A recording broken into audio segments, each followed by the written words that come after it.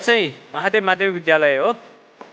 आजको भिडियोमा आज महादेव माध्यमिक विद्यालयमा सञ्चालित शुक्रबारीय कार्यक्रम अन्तर्गत विद्यालय आता सरसफाइ एवं बगैँचा निर्माणको यो छोटो भिडियो क्लिप चाहिँ यहाँहरूलाई देखाउन गइरहेका छौँ।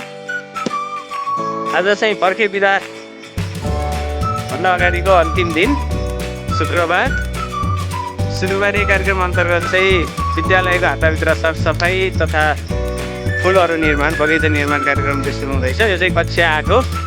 कक्षा 8ले स्कुलको करेसा पुरै हाडेर सफा गरेर चाहिँ फुल रोप्ने अभियान चाहिँ बनाएको छ। यो कक्षा 8 का विद्यार्थीहरू यही कसिएका छन्। उता माथितिर प्रदीप छ है भन् हो अलि अर्को चाहिँ सङ्गम हो। यो चाहिँ क्याप्टेन क्लास क्याप्टेन अर्को सुभाष दलबाट लिएर छ। प्रवीण अलि राम्रो है मलिलो हो जस्ट टिना होइन हो। यो प्रिन्स यसले चाहिँ पुरै झारतार उक्काउँदैछ होइन। अब अञ्जली मुनाले चाहिँ पुरै अहिलेदेखि सरसफाइ गर्दैछन्। यो चाहिँ कक्षा 8 का विद्यार्थीहरू। यो चाहिँ कक्षा 6 र 7 होइन। यो कक्षा 6 र 7ले चाहिँ यहाँ पुरै सानो हो बगैँचा निर्माण गर्दैछ।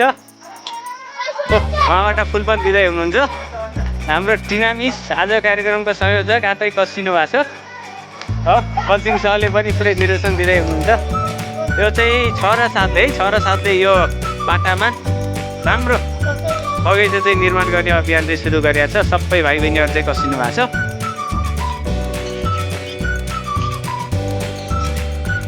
चाहिँ विद्यालय परिसरभित्र रोपिएका धुपीका बोटहरू यो चाहिँ गत वर्ष हाम्रो विद्यालयको पूर्व सहायक प्रधानाध्यापक एवं पूर्व शिक्षक उमेश मल्ल सरले चाहिँ उपलब्ध गराउनु भएका बोट बिरुवाहरू कक्षा 9 का विद्यार्थीहरूले चाहिँ रोपेका थिए। अहिले कक्षा 10 मा पुगेका छन् ती विद्यार्थीहरू।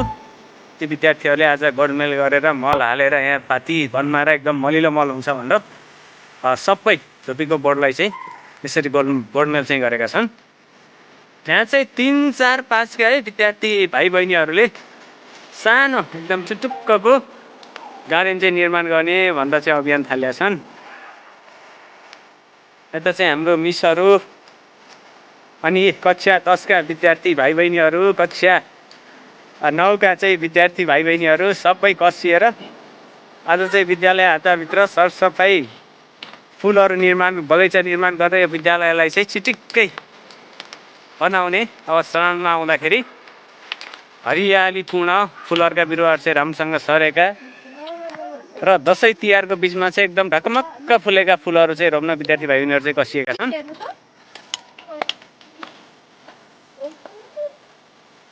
त्यति भाइ बहिनीले चाहिँ फुल रोपेर चिटिक्कै पारिसके। अझ केही ठाउँमा रोप्न बाँकी छ।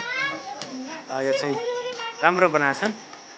कसी काम हुन्छ अर्को छिया हो कि अर्को केटा अलिक छिटो कसियो छ ल।